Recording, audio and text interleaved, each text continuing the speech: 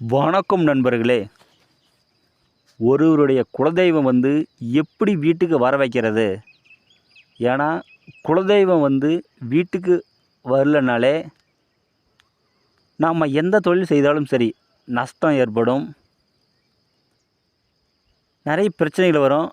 அதை எப்படி சரி பண்ணுறது? இதற்குண்டான முறையை சொல்கிறேன், நீங்கள் கண்டிப்பாக செய்து பாருங்கள். நான் வணங்கும் சிவன் மேலையும் அன்னை ஆதிபராசக்தி மேலேயும் சத்தியமாக சொல்கிறேன், இது ஒருபோதும் பொய்யாகாது, 100% வெற்றியாகும்.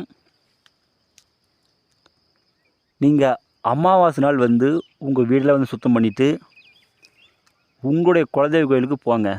போயிட்டு தீபம் போட்டு மனசார வேண்டுங்க. வேண்டிய பிறகு அங்கேருந்து ஒரு கைப்பிடி மண் எடுத்துகிட்டு வாங்க.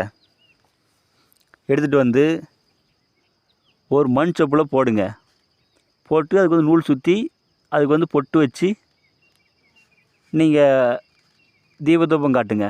காட்டிய பிறகு காலை மாலை 2 வேளையும் தீபம் போட்டு சாமி கும்பிடுங்க. தினமும் ஒரு 5 நிமிஷம் ஒதுக்குங்க. காலை 5 நிமிஷம், மாலை 5 நிமிஷம், 5 நிமிஷம் உட்காந்து மனசார வேண்டுங்க. வேண்டிய பிறகு அமாவாசை தவறாமல் நீங்கள் உங்களுடைய குலதெய்வ கோயிலுக்கு போகணும். நீங்கள் ஒரு வருஷம் சரியாக ஒரு வருஷம் போங்க, 12 அமாவாசை போங்க. உங்களுக்கு நிச்சயமாக வாழ்க்கையில் மிகப்பெரிய மாற்றங்கள் தெரியும். நீங்கள் பக்கத்தில் இருக்கிறீங்க, உங்களுடைய குலதெய்வ கோயில் பக்கத்தில் இருக்குது அப்படின்னா நீங்கள் வாரம் தவறாமல் போங்க. ஏன்னா உங்களுடைய குலதெய்வ கோயில் அந்த தெய்வத்துக்கு எந்த நாள் சிறப்போ, இப்போது எனக்கு வெள்ளிக்கிழமை சிறப்பான நாள். அதுபோல் உங்களுடைய குலதெய்வ கோயிலுக்கு ஒருத்தருக்கு செவ்வாய்க்கிழமையில் இருக்கலாம், ஒருத்தருக்கு சனிக்கிழமையில் இருக்கலாம்.